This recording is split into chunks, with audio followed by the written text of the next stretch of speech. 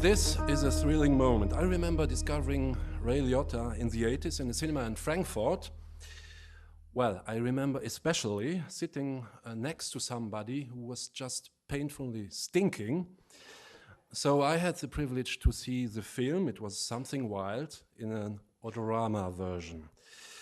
And in those days, I must confess also, I had a crush more on Melanie Griffith. But despite Melanie Griffith and despite the adorama factor, I couldn't miss the outstanding performance by a young newcomer named Ray Liotta. And some years later, I rediscovered Ray Liotta as a larger-than-life character in Goodfellas, evidently.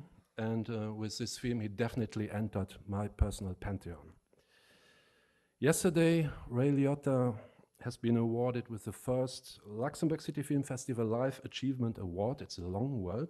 And tonight, Ray Liotta is here in person for his masterclass, and I feel very honored by that. And I want to thank Ray Liotta so much for having accepted the invitation. And I want to thank Boyd van Hoeij, the renowned film critic for the Hollywood Reporter, for moderating the masterclass. So before welcoming Ray Liotta, let's have a look at a tribute clip. Charlie, you are one dumb son of a bitch. I want Lulu. As far back as I can remember, I always wanted to be a gangster. What am I, a schmuck on wheels? Maury, please. You know Jimmy, you borrowed his money. Pay him. I didn't agree to 3 points above the vig. What am I, fucking nuts? What are you gonna do? Come on. You gonna fight with Jimmy Conway? He wants his money. Give him his money and let us just get the fuck out of here. Hey, pay me my money. Okay. What the fuck are you doing with the dead cop's gun? Huh? Answer me. What are you doing with the dead cop's gun? Answer me. Fuck that, man. I don't know nothing about no fucking dead cop's gun. This is a police-issued revolver. It belongs to a slain officer. What are you doing with it? That was not in there. What? That fucking gun wasn't in there. Shut up. What are you doing with it, huh? Shut me out, Ray.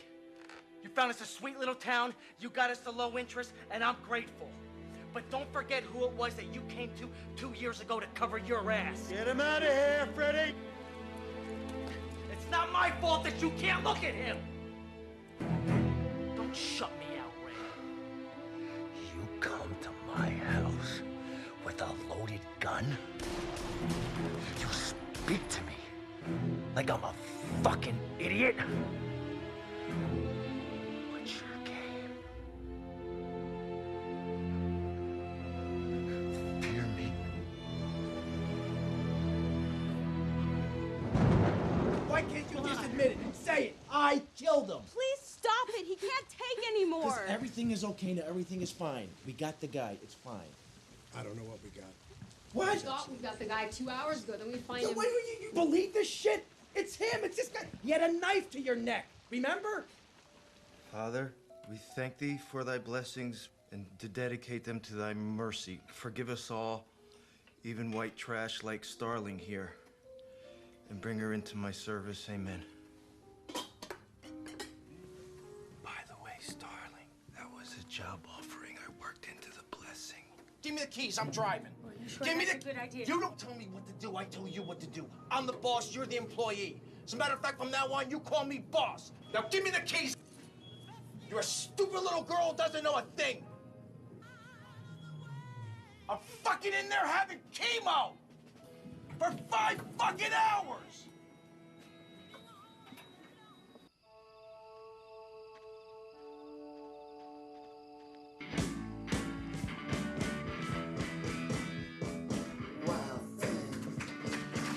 So, ladies and gentlemen, please welcome warmly Mr. Ray Liotta.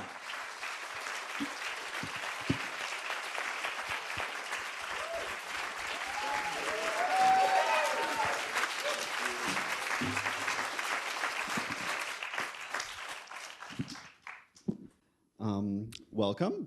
Thank you. Thank you. Welcome to the Cinematheque and welcome to the Luxembourg City Film Festival.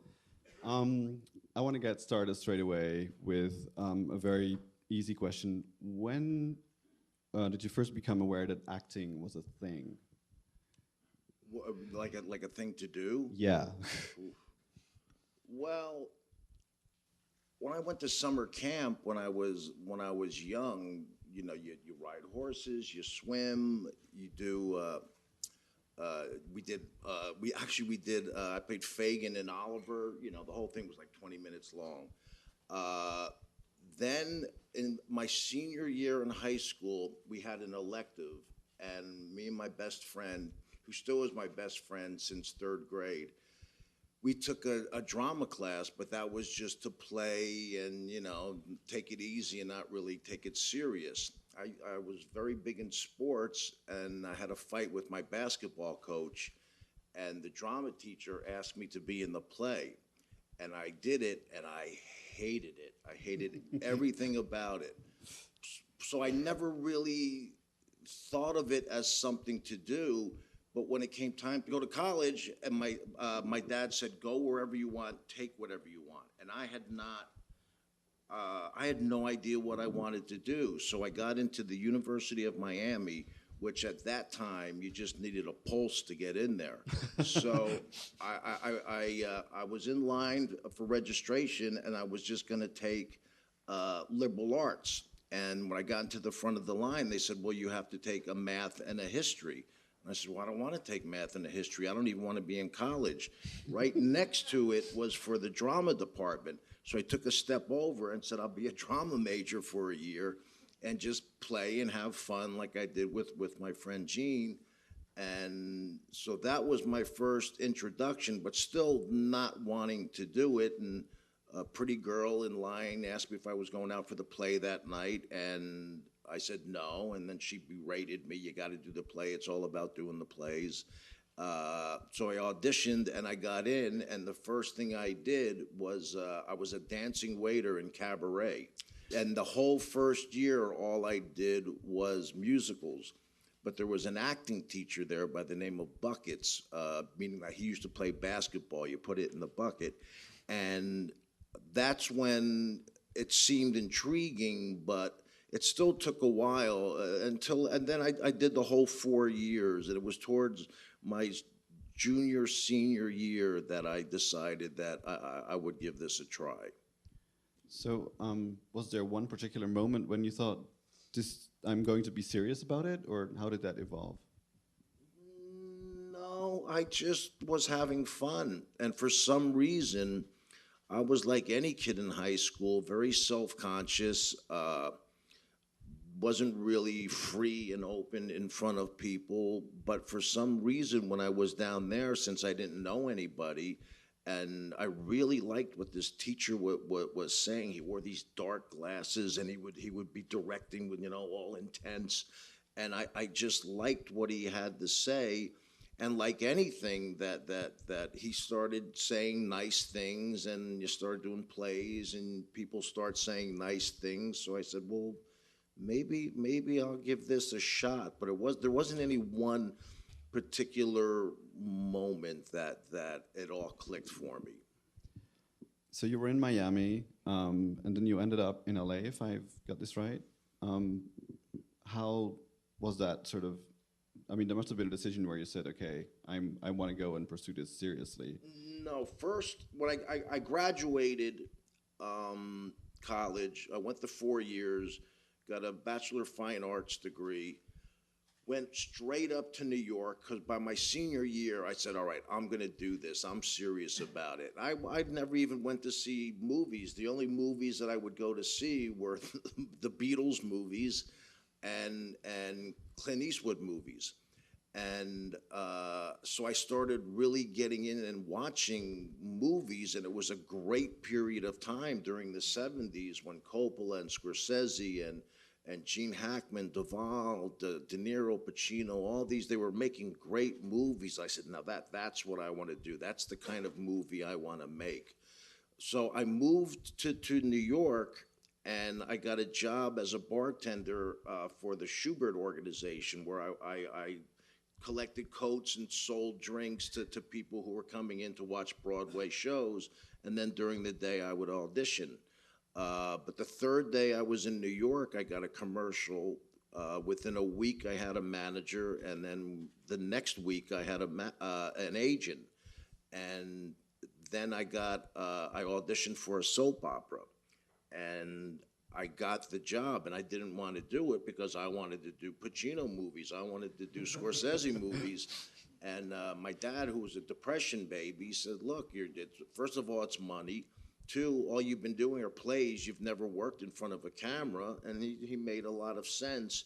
So I did the soap, and I took it very serious. I rehearsed and learned my lines and stayed doing it for 3 years. But when I turned 25, I said, all right, that's it. I'm gonna move to L.A. and try my hand at movies.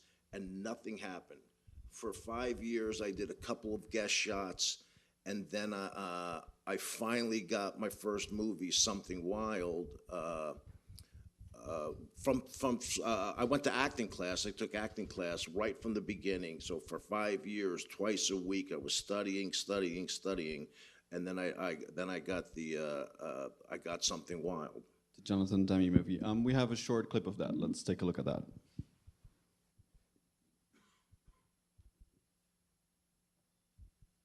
Am I supposed to act it out? Am I Melody Griffith in this case? Yeah, let me have the Rustler's Rhapsody. Rustlers. Just coffee for me. Darlene. In a flash.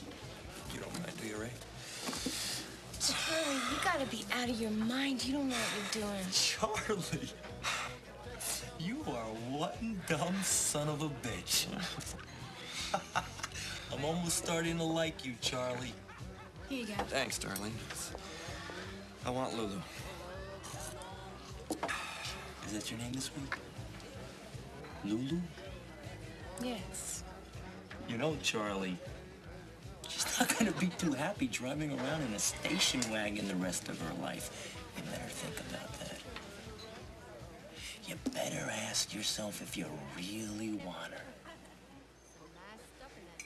I really want her. Aww. Great. Charlie, you gotta fight for a woman like this. I don't have to fight you, Ray. I'm gonna take Lulu. We're gonna waltz right out of here, and there's not a damn thing you can do.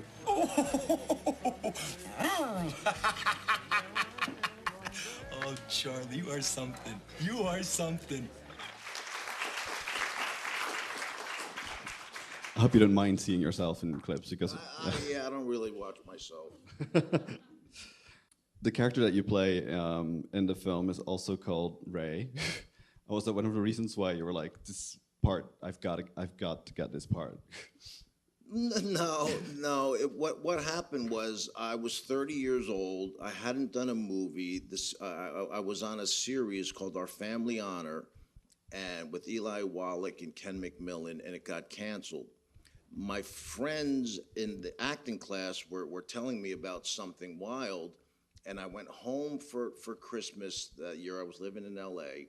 I went home and I was telling my parents, just, they were asking me how it was going out there, and I was very depressed because here I was 30 and still hadn't done a movie, and most people usually get started in their 20s. So they said, why don't you call Melanie up? Because I knew Melanie because I went to college with her then husband, Stephen Bauer. And I said, no, I'm not going to do it that way. And then I just slept on it and thought about it, or actually didn't sleep. And I said, you know what? I'm going to call Melanie up. And it just so happened that Melanie, Jonathan Demme, the director, gave Melanie a say in who would play her husband, because she had a very bad experience with an actor that played her husband before. So she called up Jonathan and said, Jonathan, I want you to meet this guy, Ray Liotta. And Jonathan said, no, Melanie. I have it down to 3 people. This has been a very long, tough process to find the right guy. And she really put her foot down and said, Jonathan, you said that I would have a say. You said I could help with my husband, and I want you to see Ray. So I went and met Jonathan. Then that was it. So I said, all right, at least I met the director. A casting director isn't like holding me back. I got a call on Tuesday to come and read with an actress they had hired to do a couple scenes. I said, great. If I don't get the job now, at least it's because I'm not right for it, but at least I'm getting to show my stuff. So I did it, and I felt really good with it. Then on Thursday, I get a call, and they said, come, and we want you to read with Jeff Daniels. So I said, oh, geez. All right, that's great. At that time, I was watching Johnny Carson was on, and who's the first guest but Jeff Daniels?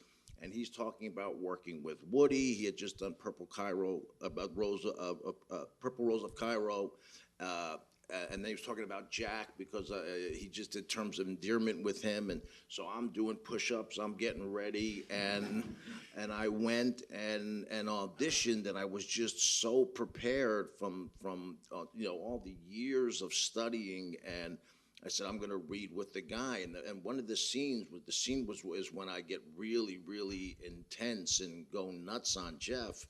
And I went nuts on Jeff, and I got a call that Saturday that Jonathan wanted to meet me before he went home to New York. And so we had breakfast in West Hollywood before his flight, and he says, look, I'm going to go home. I'm going to think about this. As you know, I had narrowed it down to 3 guys, and I'll let you know by the middle of the week, one way or the other. So to me, the middle of the week was Monday, but Monday, nothing. Tuesday, nothing. Wednesday, nothing. I said, oh, man, it didn't work out. But at least I felt a little better because he saw me get to act with the guy, so I guess I just wasn't right.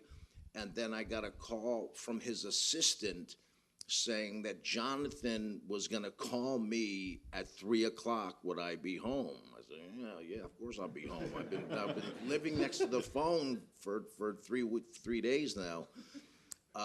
And I got a call, and I used the name. He says, Ray, I would like you to play Ray in Something Wild. And I remember I hung up the phone, and there was so much emotion in me, I just broke down and cried that I'd finally gotten a movie. So that's the Ray story.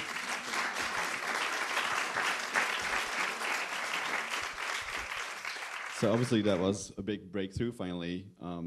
Getting a big part in a feature film. Can you remember something about the experience of actually shooting it? Was it anything like you imagined? And was that preparation you did before any help? Well, the one thing he said he wanted me to lose some weight. He wanted me to be really lean. So I was living in Hollywood, and I used to play basketball in this park. And in the park, there were just a lot of tough types who were playing basketball, and it was gated. There was a gate, so I just pretended that I was in prison, and that the guys that were playing basketball were like guys who were in prison who were playing basketball, and they were doing, some people were just walking and talking, and I would just run, to lose the weight that he wanted. But at the same time, I was doing homework like I was in prison, because my character, was in prison for 10 years. I get out, and then I see her. So I just studied and studied and studied, and the acting teacher that I had at that time, and stayed with for the first 7 years of Goodfellas, right? Mm-hmm. Until Goodfellas, you did Goodfellas. Even after Goodfellas, yeah. I would do Something Wild. I go back to class with Harry. I would do Field of Dreams, back to class with Harry. Goodfellas, back to class with Harry. The next movie, back to house. I just believed that he had me believing that basically playing pretend is just using your imagination. And his thing was, your imagination is like a muscle. The more you exercise it, the stronger it gets. So that's why I would constantly go back to class, and it was like going to the gym. It was working out for me. Yeah, we already mentioned Goodfellas. Of course, we're gonna have to talk about this film. We've got a short clip of that one as well. This one I'll watch.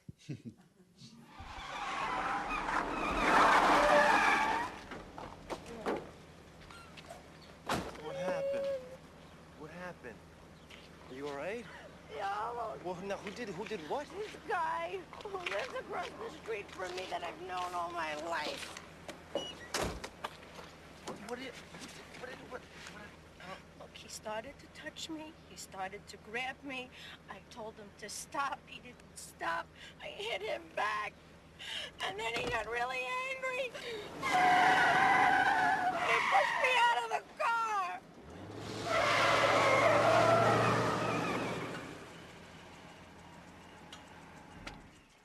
You sure you're all right? Huh? Why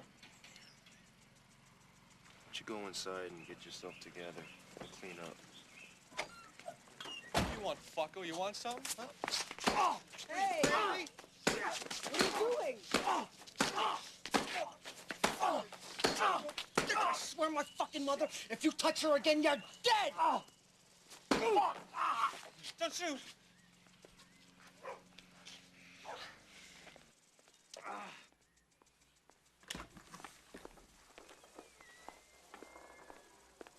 Your hydrants. Are you all right? Are you all right? Yeah. Huh? I know there are women like my best friends who would have gotten out of there the minute their boyfriend gave them a gun to hide. But I didn't. I gotta admit the truth. It turned me on.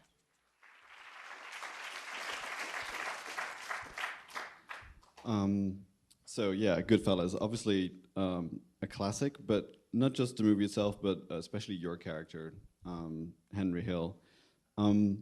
What do you think made his character so memorable? No, it was just the right part at the right time in my life. The writing, it really, I mean, I'm obviously joking. The writing was just unbelievable. It was from the book called Wise Guys. That was the original title.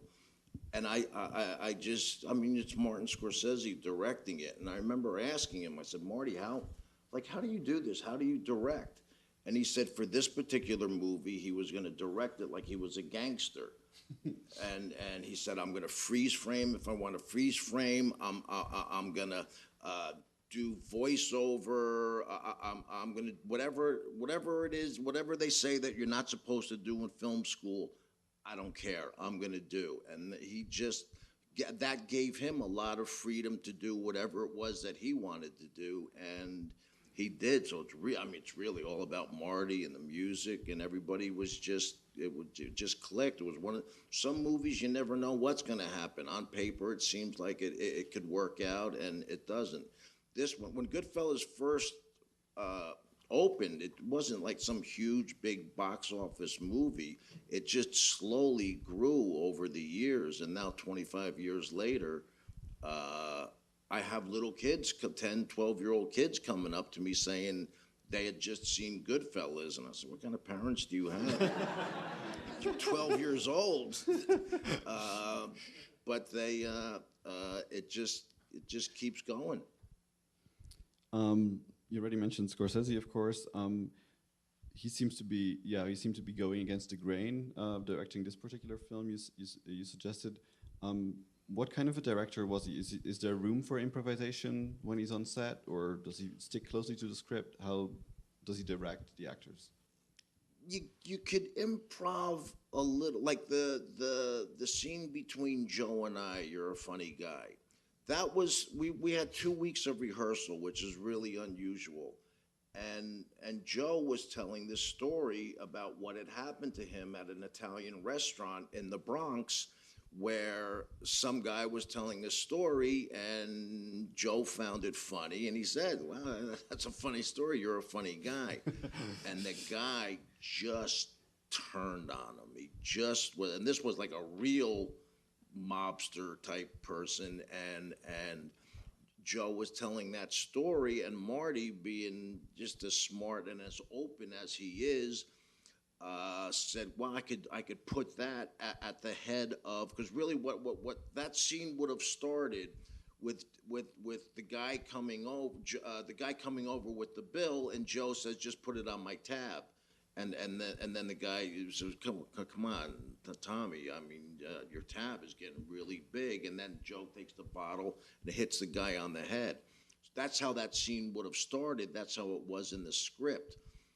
Joe and I improved the scene, "You're a funny guy." And then once we improved it, Marty and his assistant wrote the dialogue down, and it then became a specific scene. And when we did it, the first take, Joe still was kind of like in improv mode and started improving, and Marty, no, I want the improv. This improv is now a scene. So we did it as the scene because Marty, the way he moves the camera, it moves on certain words. So if you're not doing what he sees visually, it doesn't work for him. So we did it just as we had rehearsed it, we improved, and then it became the scene.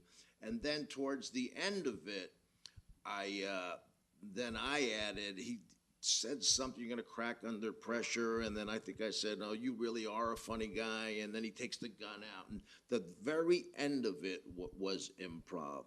But pretty much all of this was exactly how it was in the script. He just gives you room, and then he just leaves you alone. I think like most directors, they feel 90% of the movie, they know what they're gonna do technically, but the movie it's all in the casting, and you cast the right people, then the people that he thinks are right for the role, it kind of like takes a lot of the work out of it, because you feel, that's just the way Marty and a lot of directors direct.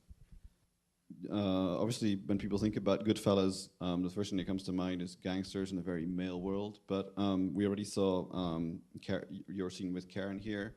We have another clip of a very important scene with her, and I want to talk a little bit about your character's relationship with her after that. Karen,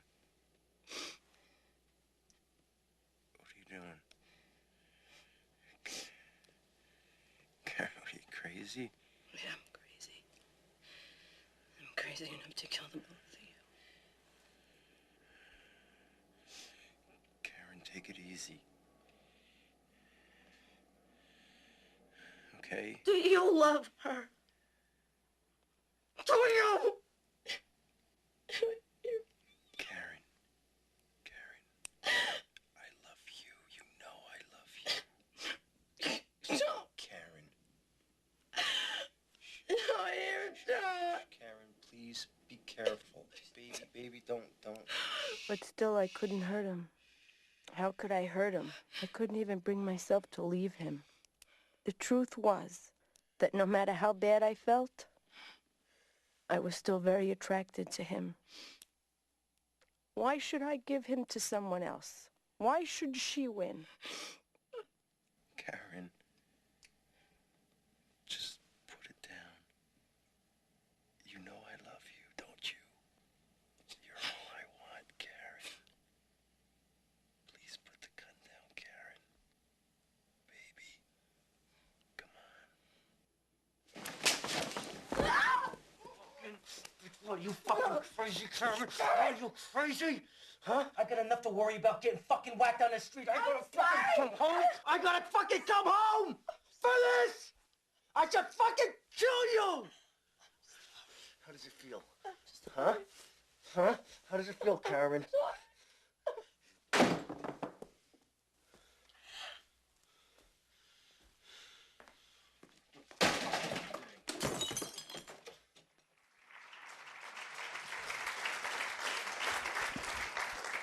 You said that was improv, the bit at the end, or? Yeah, I think that the hitting of the door, I gotta come home for this, I think was, I slammed, I'm supposed to go and get my coat, and I just whacked the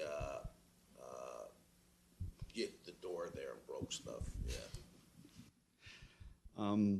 I chose the two clips because I want to talk a little bit about, as I said earlier, in people's minds, it's a very male film, but your character really exists because of his relationship with Karen, I think, and it's what humanizes the character in a way. Can you talk a little bit about how you prepared or how you fleshed out the psychology of the character, and not so much the violence, but in the sort of human relationships?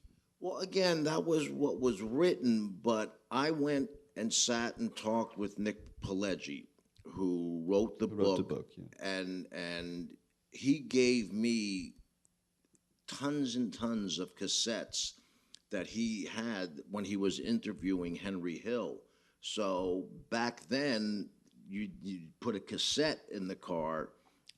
Wasn't an 8-track, but it was a cassette, and the movie was pushed for a bit, and I was home, and I would listen to the cassettes. I would drive, and I would just listen to Henry talking to Nick Pileggi, and a lot of it that wasn't in the book, you really got a sense of who Henry was. The only thing that drove me crazy is I don't like loud crackling of food. And through it on the cassette, he was eating potato chips and just crunching and just talking, and he couldn't care what was being heard. He would crunch those potato chips, and I said, "Oh God, this guy's gonna drive me crazy." So for hours and hours and hours, I would listen to the cassette, and he would talk about how he loved his kids. He just was really, you know, like it says in the movie, he grew up across the street from these guys, and he really felt like that's the kind of life he wanted to be a part of. And women was a big part of it. They all had these beautiful women. They all were dressed really nice. So, yeah, it's really the story of this young couple who get brought into this crazy world.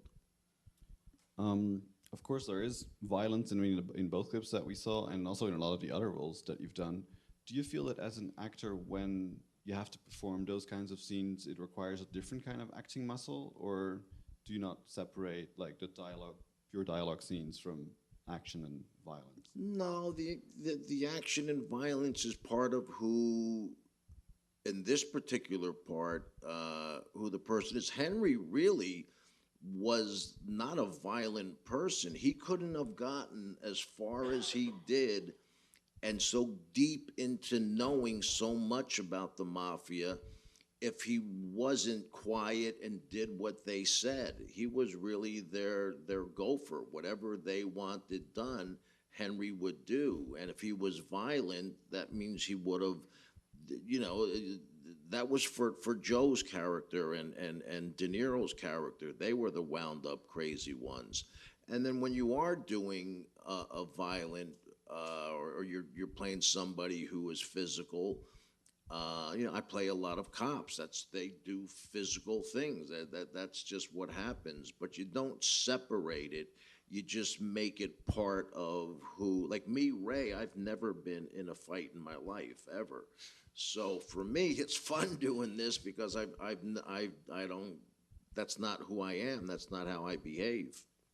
When a film turns out to be great or even becomes a classic, and like in the case of Goodfellas, of course that must make you feel good when you're part of that.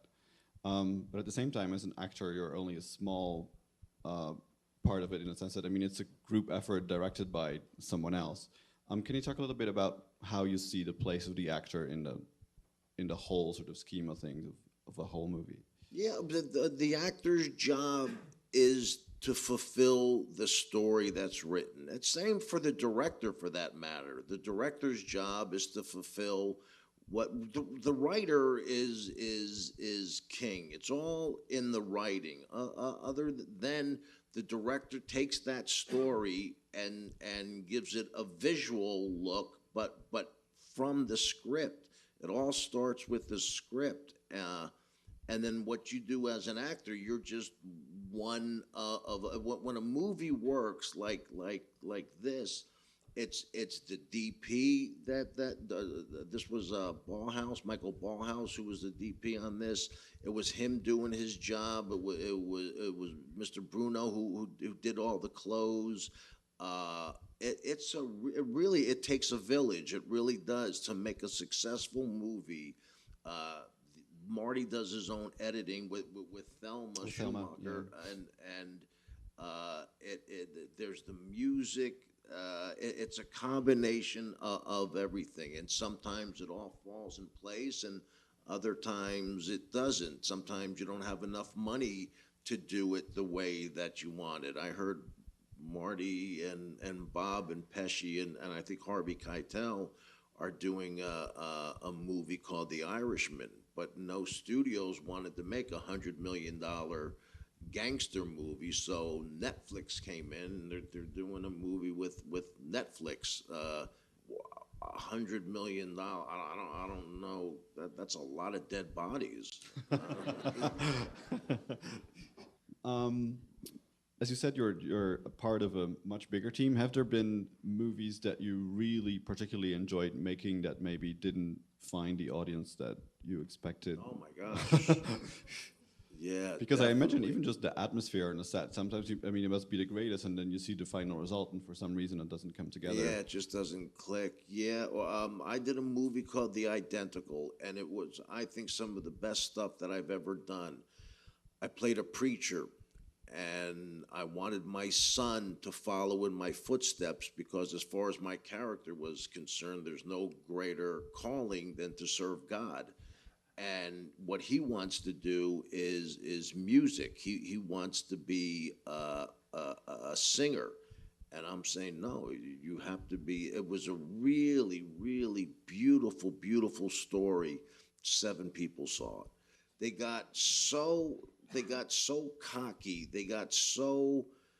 It was the people that made it. One in particular really was an extremely religious person, and when I asked him how many people, like, how are you going to release this? What's going to happen? And he says, do you have the means to release it the way it's supposed to be released? He says, Ray, we've got one thing that the other movies don't have. Well, not with this movie. You didn't. You really have to have people, because there's so much that goes into getting a movie released. Sometimes a movie deserves it, and then how many times have we seen a movie that makes hundreds of millions of dollars, and all you're thinking about is what Chinese restaurant you want to go to when it's over. It's just so unfulfilling. Because they just throw money at it. So, what was your question again? My question was about whether there. How many movies that I've done Yes. that didn't get it? Yes, Yeah. yes. There've been quite a few, and they're independent movies. And unless you win a unless you get into a film festival, and then they get distribution. Like this year on the Academy Awards, a lot of the movies were independent movies that were bought at film festivals. Yeah. That's why I think it's great that you have one here, and I hope the Luxembourg, everybody is so great. The city is beautiful. The country is beautiful. It's this big. It really could, but what's going to happen is what happened in Sundance. Right now, it's independent movies.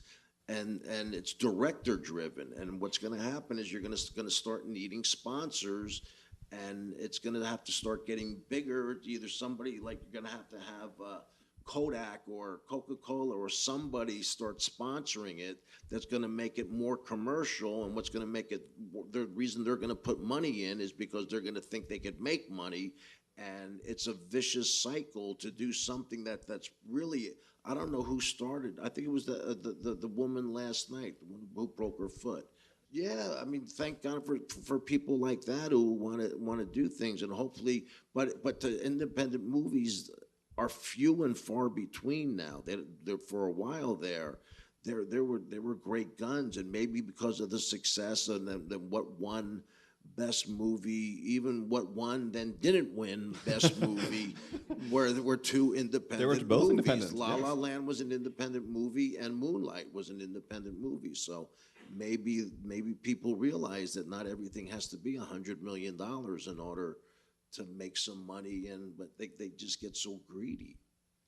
Now that you're mentioning money, I want to talk a little bit about. No, you can't borrow it. I'm just a poor film critic. About the producer credits on your resume, because you've also produced some films, including Narc, which is one of your best parts, I think. Can you talk a little bit about why you thought it was important to cross over to the other side and become a producer as well? Because I wanted a say in how it was. I would like to do it more. I have 5 movies right now that I think the scripts, if I get the right people and the right budget, I know people will respond to it, because again, it's the writing. They're just beautiful, beautiful stories. But it's nice to have some control instead of just being do this and do that. You get to control things through your performance, but you don't have a say in the editing. You don't have a say in the music that they're using. You don't have a say in how many theaters it's going to open in. And as a producer, you're involved in, and they listen to what you have to say. I've been doing this a long time now, so I see things that maybe someone who's just starting out doesn't see. So it's nice to have some control over what you're doing and who's in it. Obviously, after Something Wild and then Goodfellas, you became a known face. You became someone famous, which in a way is sort of a strange oxymoron in the sense that a known actor, I mean, theoretically, the actor disappears into the role. So what I'm curious about is, how do you deal with people's expectation of what Ray Liotta is? I'm not sure what you mean by the question. I mean, you've become famous after these roles, and then people have a certain expectation of what kind of roles you're going to do and how you're going to be, just purely based on what they've seen. Right. How do you deal with that? Well, that I can't control. What somebody thinks of me, I'm just me.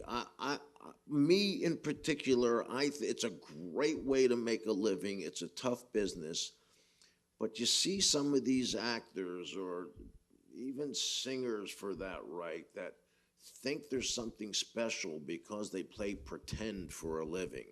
And they're arrogant, and they're self-entitled, and they're self-important, and they're self-righteous, and you're playing a children's game for a living, for God's sakes. Like, who do you think you are? So for me, I'm just me, Ray. Now, there's sometimes, like there were people outside that were waiting, and they wanted for me to sign something, but I'm being rushed along, so this happens on time, so I didn't get to do it. So if there's, and sometimes you could hear them cursing, and you don't like to disappoint people. You want to be nice, and I get it. Look, I've had an up and down career, like most actors, but I've really been up and down, and it's much nicer when it's up. And when it's up, it means people are watching your movies. So they're the expectations of people, chasing after you or wanting an autograph or a picture. You have to do it. You can't be snobby. Sometimes you just can't. Sometimes for whatever reason, whether it's a rush. Yeah. Sorry. Logistical reasons. Yeah. Well, for whatever. But at the end of the day, it's the people who they watch. You are where you are because people watch. So they buy the tickets. You do what you have to do. Yeah. We've got another clip of a movie from a bit more recent one from 2009. Is this a surprise? It's observant. Oh, jeez.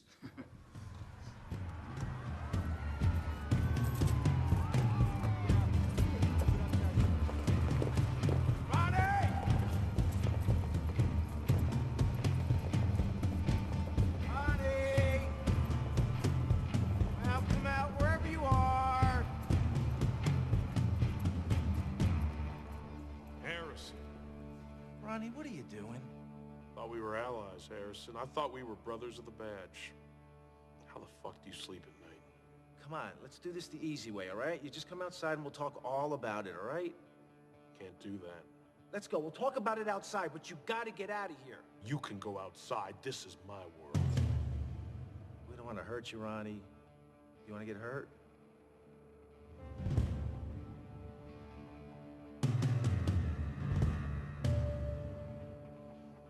You didn't bring enough pigs to hurt me.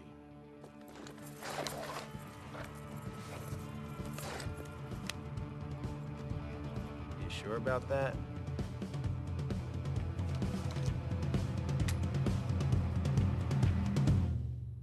Why don't we find out, huh? All right, go get him.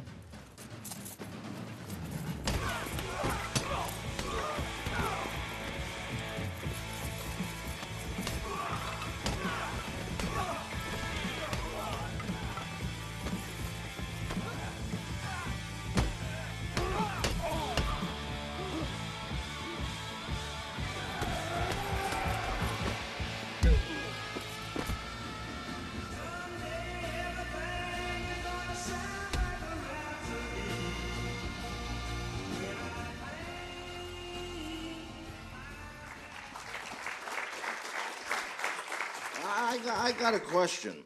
Yes. What was the point of showing that? Well, what is the movie? I can't wait to hear this question. It's because I think it is a very interesting film tonally. Oh, totally. Yeah, and that's why I want to talk about No, it. totally. This is a sick movie. Yeah. it really was. It's a comedy, and obviously with Seth, but it crossed over lines that made people uncomfortable. No, that's why I want to talk about it, because, of course, I mean, there are certain genres that people expect you to I mean, they expect you to see you in this, but this is a comedy, a sort of dark comedy, action comedy, which is a really, really hard thing to do right, and here they did it perfectly, I think. So I sort of wonder, when you're reading scripts, are you thinking about the genre as well, or are you trying to say, okay, I don't only want to do this, I'm interested in different films, because you've done a lot of different genres, but people tend to associate you with... Yeah.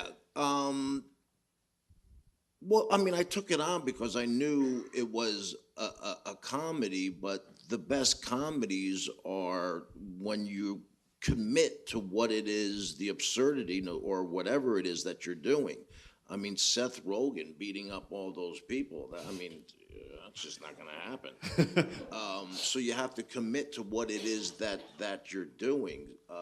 So yes, you do take the genre. I mean, I do hope you have some of my Muppet movie clips, because I've done a few movies with the Muppets, and the last one I did, The Muppets Most Wanted, was myself and Danny Trejo singing and dancing with Tina Fey in a Russian gulag with Kermit and a bunch of the other Muppets.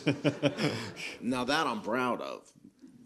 So of course you're doing that, and you're making a Muppet movie, so it's the situation is obscure, but it's just so much fun because you're there and Danny Trejo took it so serious. He would talk to the Muppets in between takes, in between takes, and ask them like what did they do like the night before, and then we became friends with them, and don't tell anybody, but they would all of a sudden pretend like the Muppets, like we're just at an orgy or like we're drunk, and oh, did we have a night last night, Miss Piggy went, and the things that they were saying was just so much fun. But as you're doing it, as you're working, there's a guy, and it's. I mean, most of the pictures that I have, whenever I see kids, I show them the pictures of me and me kissing Miss Piggy. I did 2 Muppet movies. I'm very proud of that. No, and I think also as an actor, it must be.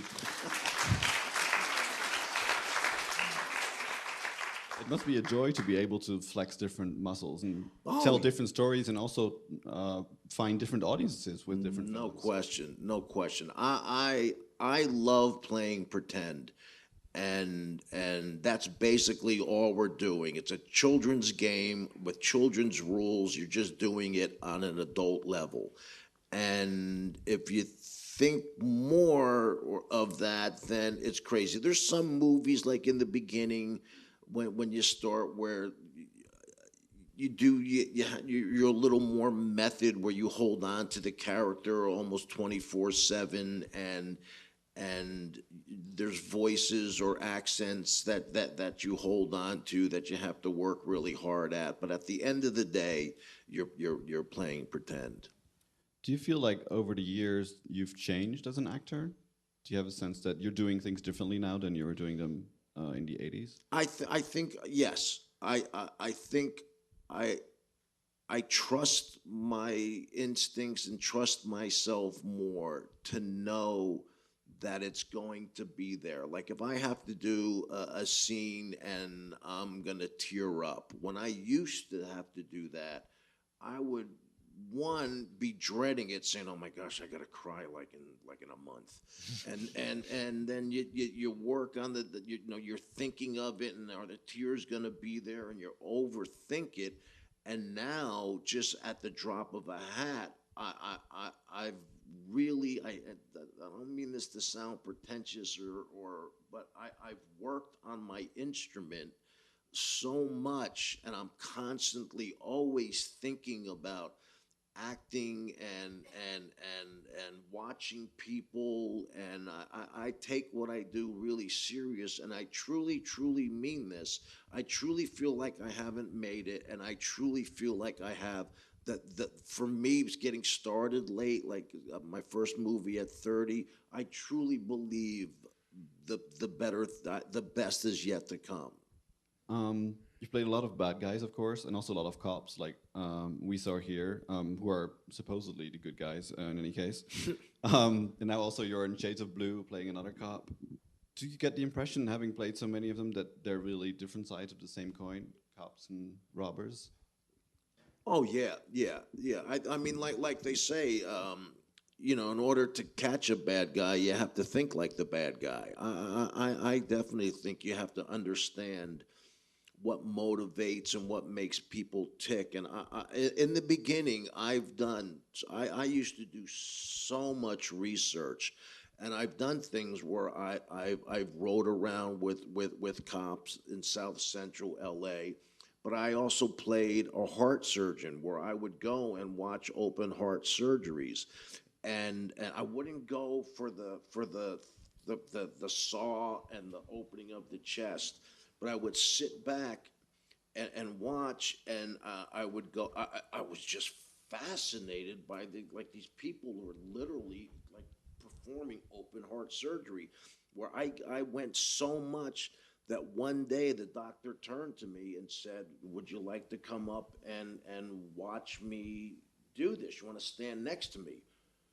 I said, "Yeah, my gosh, I would love to." So there I was. I walked up, and here's this woman, and she's wide open, and he looks at me and he says, "Do you want to touch her heart?" I said, oh my God, that's touching God.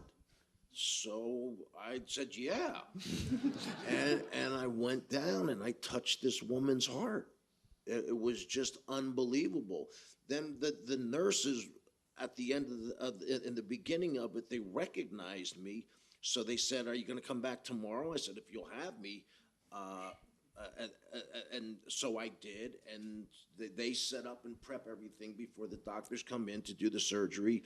And they said, "All right, well, can we take the pictures?" And I'm saying, "Oh man, now I got to go out. I got to scrub up again." But of course, they're letting me do it.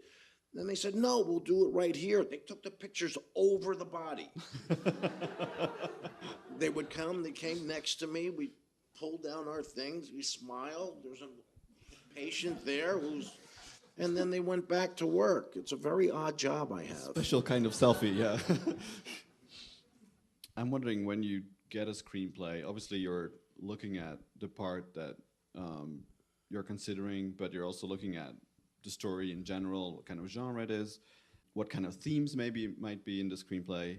Are all these things also still present when you start acting, or do you really have to shut everything else out and think about only what the character knows? Yeah, you can't have any judgments whatsoever. You're using the personal. All people want to see is the human you, not the personal you. What Ray thinks about something doesn't matter. I would never do 90% of the stuff that they have me doing, but to play pretend and do it, I allow my humanness to come forward and then take on the character and do what you have to do. But There was one movie I did where I was a cop, and there was some racist stuff in it, and I felt horrible. I truly, for like a week after I did what I had to do on screen, it was just horrible. So I can't believe I said those words. It really, really bothered me. So that happens, but it was such a great part, and the movie did well. But yeah, there's some things, if you think about, you could talk yourself right out of it. We've got one last clip, a big scene from a very small Way to movie. keep you waiting too long. I got a little lost on the way. No problem. So, I'm sorry I couldn't get it all. We haven't saved much since we bought our house. But I was able to get $75,000 out of our home equity line.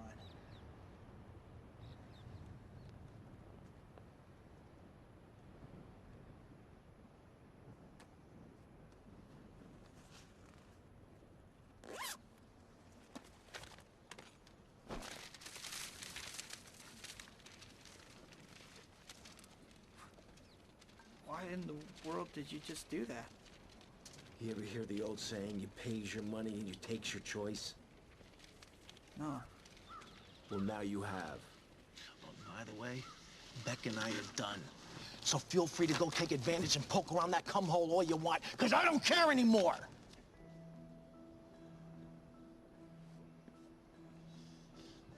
You know, I gave you a choice. I gave you a choice, Jeffrey. You could have told your wife the truth instead of meeting me here. You could have been a good guy. But no, you're a rat. Just like my wife. You're a little punk rat. A boy-man rat. Look at you. Just look at you. And you deserve a lot worse than losing some petty cash to the Skagit River. You know, when I discovered what you did, I was gonna kill you. But then I remembered, I'm not that kind of man. I'm the kind of man who makes a mistake and then makes amends. I'm the kind of man who got into a drunk driving accident and nearly killed a kid. But did I get some fancy pants lawyer to get me off scot-free because I was just below the legal limit? I prayed for forgiveness, and I pled guilty. And when the judge ordered me to pay $1 million to the kid's family, and he sent me to jail for a month, did I stop there? No. I started helping people, volunteering, philanthropy. Because that's the kind of guy I am. You may wish you're that kind of man, but you're not. You're a scumbag homewrecker.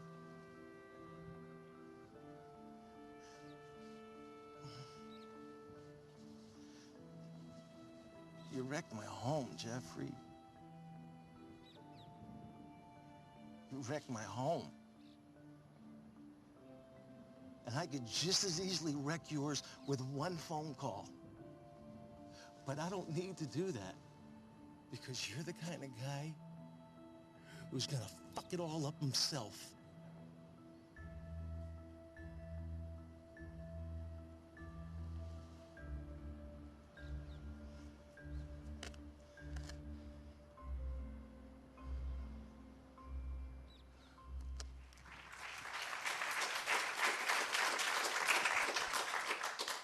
I forgot about that one. That's why you were looking at it. Yeah, No, I love this scene because it doesn't rely on violence, and it doesn't rely on, I mean, it feels very big, but the only reason it feels so big is because the acting is big. It's a big moment. So I wanted to talk a little bit about the difference between the big scenes. I mean, of course, when you're reading a screenplay, there are some scenes where you know you have a lot of dialogue, you know there's a lot of things to do, and also then there are smaller scenes. I mean, do you distinguish between the two? Is one more fun than the other? Is one harder than the other? You first of all, what you try to do, the way I've been studying, is you don't want to ever think like an actor. So they're not lines that you're learning. Really, what lines are thoughts. When you write something down, it's a thought. It's not a line. So you take these thoughts, and these thoughts show you what you're thinking. And it doesn't matter if it's big or if it's small.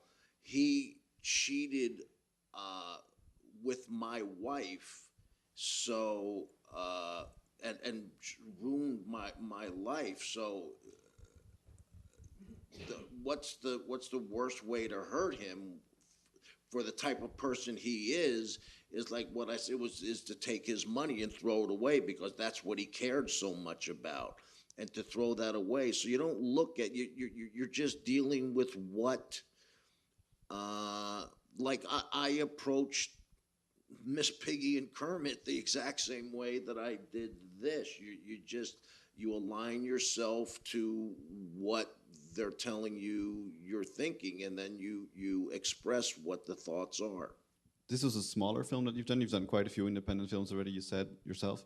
Do you feel there are important differences for an actor, purely for an actor, between doing smaller films and doing bigger films?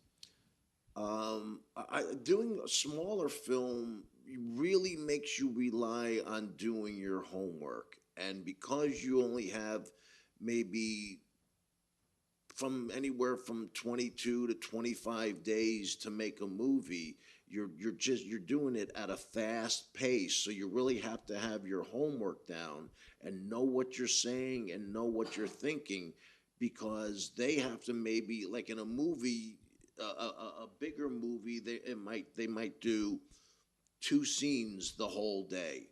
And when you're doing an independent movie or like the series, you're doing 7 or 8 scenes a day.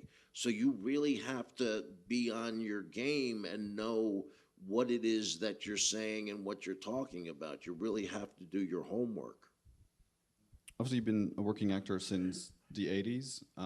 You said yourself that when you were starting, a teacher was very important for you. Do you feel like you're paying that forward, working with younger actors or less experienced directors now, or how's that evolved? Oh, definitely, without a doubt. I'll meet somebody and I'll call up my agent, and if I feel like the person has something to give or just really needs a start or needs a break, I'll make phone calls for them to help them out, to get them started. I'll read scripts. My stepson, he's a writer. My godson, he wants to write. So, and they're becoming quite good. So when the time is right, I'll give those scripts to my agents to give to the writing agents. If they ask me to read something, I'll give my opinion and help. So yeah, I really do try to help people who are starting out, no question. And with younger actors, particularly on set, I mean, do they look up to you, or how's that sort of work when you work with less experienced actors? Truthfully, yeah, they do. When they're like 22 years old. No need to be modest. Huh? No need to be modest, I said. Well, no, I mean, they do, because of movies like Goodfellas and things like that. They get a little nervous and intimidated. And sometimes that's good, because if that's what's called for in the part, I won't go out of my way to be nice and like, oh, don't worry about it, everything's okay, and then I gotta choke them. I'll keep whatever the mood is supposed to be, but I'm pretty goofy, and I don't look at myself as anything special because I play make-believe. So, in the trailer, I keep to myself a lot. I'm quiet on set, but if I see someone's nervous, or I'll talk to them, or sometimes I'll flub a line, just to so because they'll be nervous about doing it. I've really been fortunate to work with my idols, from Robert Duvall to Gene Hackman to De Niro to Pacino to Anthony Hopkins to Vanessa Redgrave, and I would watch them work, and I would see them make mistakes. I would see them drop their lines and say, "Oh my God, everybody does it." They're just actors trying to get a scene together, and sometimes they remember the lines and sometimes they don't. So sometimes I'll make it easier for them, or for someone younger, I'll make a mistake, or I'll make them laugh, or whatever, depending on what the situation is, because as far as I'm concerned, the story takes precedence.